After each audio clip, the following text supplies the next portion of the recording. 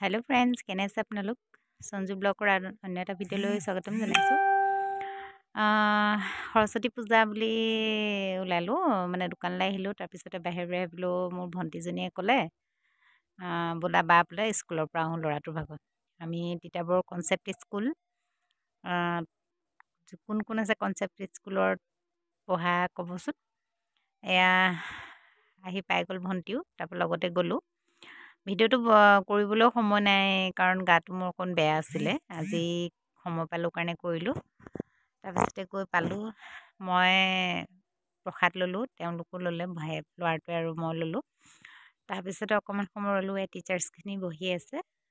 খুব এইখন নতুনকৈ বনাইছে, নতুনকৈ বনোৱাৰ পাছত এইখনলৈ মই যোৱা নাই। পুৰণাখনলৈ গৈ থকা হৈছিলে বাৰু, এইখন নতুনকৈ বনোৱা হ'ল।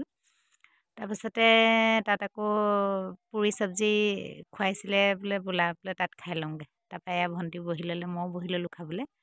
তাৰপিছতে ইমান ভোক লাগিছিলে, খাই খুব সোৱাদ লাগিছিলে। সৰস্বতী পূজাৰ পুৰি ভাজিকণ খাবলৈ খুব সোৱাদ। তাৰপিছতে আহি লৈ পেলাই ভণ্টিৰ চেম্বাৰলৈ গ'লোঁ। তাই ক'লে বা চেম্বাৰলৈ সোমাই আহোঁ ব'লক, কাৰণ সৰস্বতী পূজা চাকি এগছি জ্বলাই আহোঁ। তাই আহিলোঁ, আহি লৈ পেলাই আজি এয়া মানে আমাৰ হেৰি ভাগৰ এনিভাৰ্চেৰী, আমাৰ খুৰী ভাগৰ। তাৰপিছতে মই বোলো লৰালৰিকৈ কিনি ল'ম। তাৰপৰা ভণ্টিয়ে ক'লে বোলে মালৈ এইকেইটাহে ভাল হ'ব। মিঠাই ল'লোঁ, কাপ দুটা ল'লোঁ, লৈ পেলানি ধুনীয়াকৈ আহিলোঁ। আহি লৈ পেলানি এয়া কৈছে, ৱাও বৰ ধুনীয়া লাগিছে। তাৰপৰা ইমান লৰালৰি হৈ পেকিং কৰিবলৈ সময় নহ'লে। তাৰপিছতে মিঠাই ল'লোঁ, এনেকৈ সৰু সৰুকৈ। তাৰপৰা এই এনিভাৰ্চেৰী কেক এটাও বনাই দিয়া হ'ল। কেকটো কেনেকুৱা লাগিছে ক'বচোন। আহি সেইটোও কৰিলোঁহি, গধূলিকৈ পাৰ্টি। তাইহে ভণ্টিয়েহে লৈ গ'ল, মই তালৈ নগ'লোঁ। আমাক ভাত খাবলৈ এজেগালৈ মাতিছিলে, ভাত খাবলৈ গ'লোঁ। তাৰপৰা আমাৰ বোৱাৰীজনী আৰু বহুত আহিছিলে মানুহ ভাত খোৱাকৈ। তেওঁলোকৰ ঘৰত মানে আমাৰ ভকতনি আৰু কোন কোন বহুতখিনি মানুহ আহিলে ভাত খোৱাকৈ। তাৰপৰা খাবলৈ তাত বস্তুৰ আয়োজন কৰিলে। তাৰপৰা বোলো মই অকণমান গৈ লাগি মেলি দিওঁগৈ। তাৰপৰা চবেই মানে বহি কি কি কামত লাগিছে বোলো মই দেখুৱাই দিওঁ। তাৰপৰা মাছ আৰু কি ধুবলৈ লৈছে মাছ।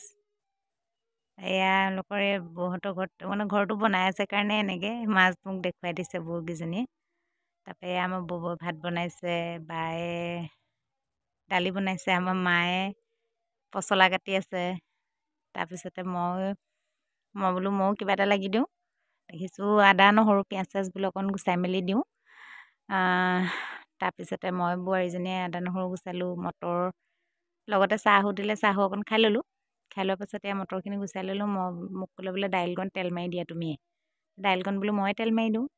তাৰপৰা দাইলকণ তেল মৰাৰ পাছতে আকৌ মোক বনোৱা পালো দিলে।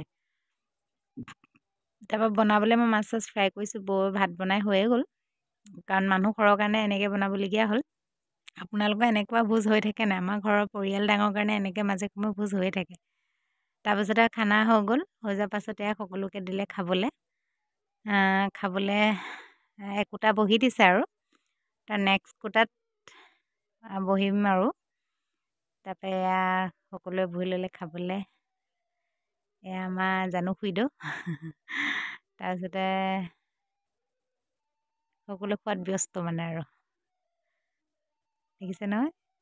তাৰপিছতে আমাৰ গাঁৱৰ পৰিৱেশৰ আৰু এটা চৌখিন বস্তু চাওক। ধুনীয়াকৈ একদম কলহতে পানী গৰম কৰি ল'লে।